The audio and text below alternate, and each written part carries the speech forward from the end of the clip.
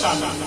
تو گویا کہ اللہ صرف اس دنیا کا مالک نہیں ہے، بلکہ دنیا کے علاوہ جتنے بھی عالم ہیں جسے آج سائنسداں بتا رہے ہیں کہ فلاں فلاں جگہ بھی پانی موجود ہے، مٹی موجود ہے، سانس لینے چھوڑنے کے معاملات موجود ہیں، آج بتا رہے ہیں، لیکن اللہ رب العالمین کے بعد محمد رسول اللہ صلی اللہ علیہ وسلم کو بھیجا۔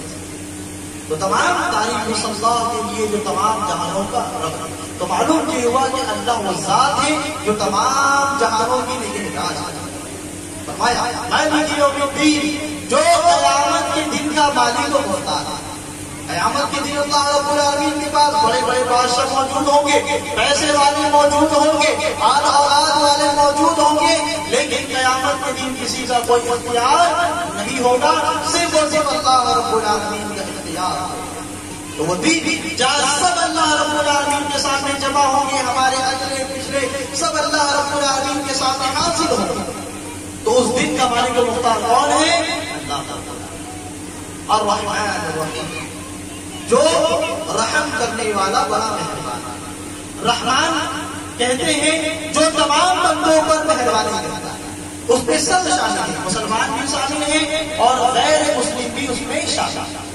رحیم یعنی بہت زیادہ مہربان، تو اللہ رب العالمین سب سے زیادہ یا بہت زیادہ رحمان کس پر ہے؟ اپنے مومن پر۔ رحیم جو ہے وہ صرف مومنوں کے لیے خاص ہے، جو اس کے ایمان والے بنتے ہیں اسی پر اللہ رب العالمین اپنا فضل کرتا ہے، لیکن جو رحمان ہے اس رحمت میں تمام لوگ شامل ہیں۔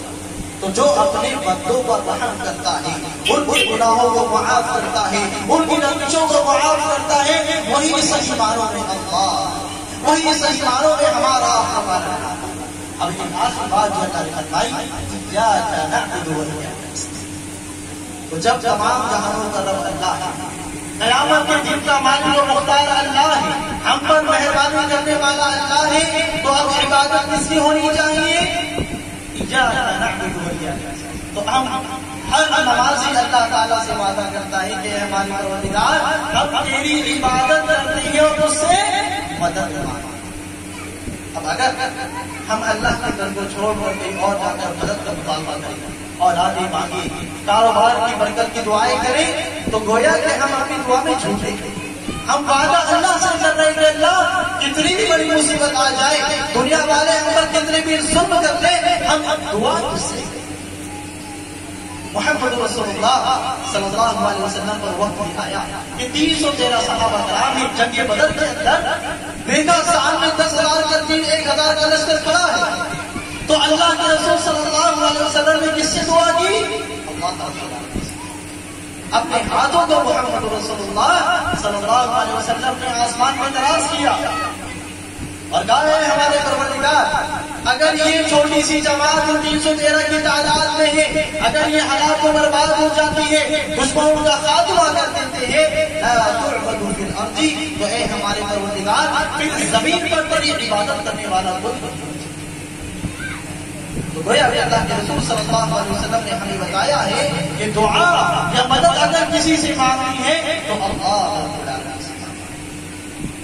کہ بھائی امام الانبیاء ہے، تمام نبیوں کے سردار ہیں، وہ دعا کس سے کر رہے ہیں؟ اللہ سے کر رہے ہیں۔ تو امت کی بھی ذمہ داری یہ ہے کہ کتنی بھی بڑی مصیبت، چھوٹی ہو بڑی ہو ادنا ہو وسیع ہو، ہر حال میں اللہ رب العالمین کی عبادت ہونی چاہیے اور مدد کا مطالبہ اللہ رب العالمین سے ہونا چاہیے۔ اور ایک آخری بات یہ بھی چاہتا ہوں جو بڑے پیارے انداز میں اللہ رب العالمین نے سمجھا دیا ہے، سورہ نحل کے اندر اللہ نے فرمایا کہ والذین یدعون من دون اللہ لا یخلقون شیئا وهم یخلقون اموات غیر احیاء وما یشعرون ایان یبعثون۔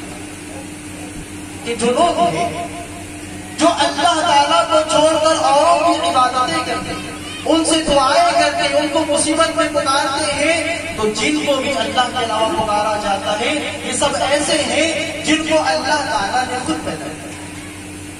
اب آپ بتائیں جس کو اللہ نے خود پیدا کیا ہے، جو اللہ کے بندے ہیں، وہ آپ کو کیا کہہ سکتے ہیں؟ وہ خود قبروں میں ہیں، اگر وہ اتنی قوت و طاقت رکھتے تو وہ دنیا سے جاتے ہیں۔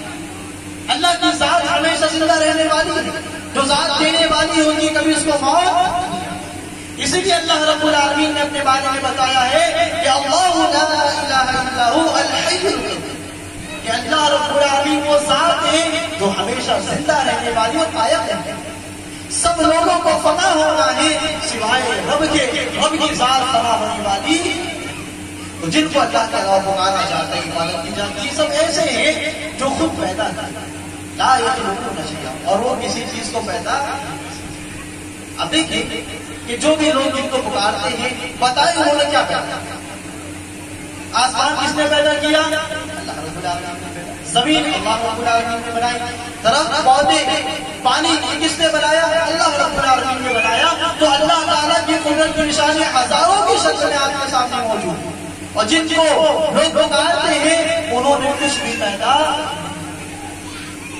اللہ نے فرمایا اموات، سب مردہ مرے، ان کا انتقال ہو گیا، ان کے روح جسم سے پرواز ہو گئی، ورنہ کسی مائی کے لال میں اتنا اختیار نہیں ہے کہ جو انسان زندہ ہو اور اس کو قبر میں دفن کر، جس کی روح قبض ہو جاتی ہے اسی کو قبر کے حوالے۔ اموات غیر احیاء، زندگی نہیں ہے، فرمایا وما یشعرون ایان یبعثون، اور ان کو یہ بھی پتا نہیں ہے کہ قبر سے کب ان کو اٹھایا۔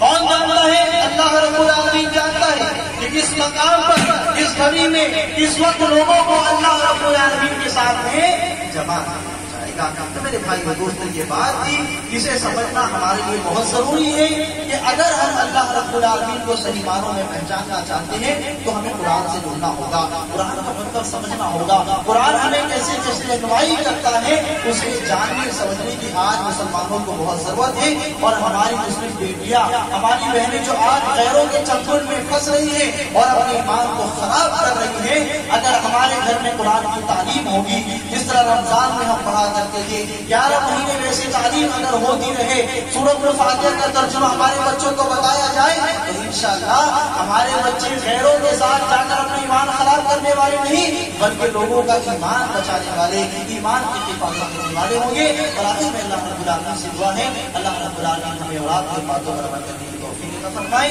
اللہ رب العالمین سے ایمانوں میں اپنے ذات کی پہچان کرنے کی ہم سب کو توفیق عطا فرمائے، اور اس مقصد کے لیے